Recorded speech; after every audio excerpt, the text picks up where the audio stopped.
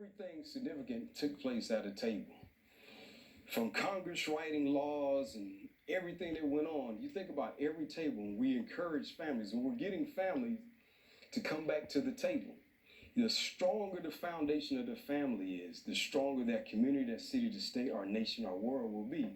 But we got to get people back to the table. And we're not talking about a circular table now. Circular tables equal parity, and we're not trying to have parity.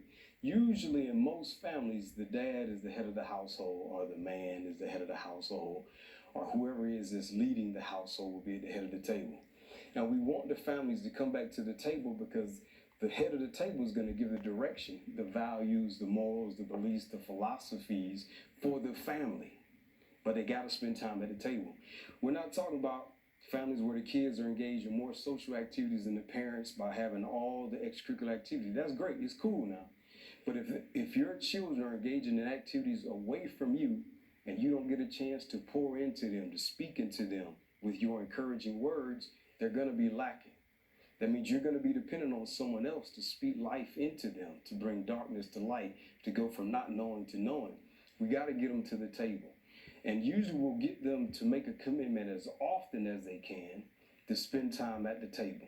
For example, the direction from the table today could be, I want you to share one of your greatest fears. Everybody don't have to go, but I want at least one to share.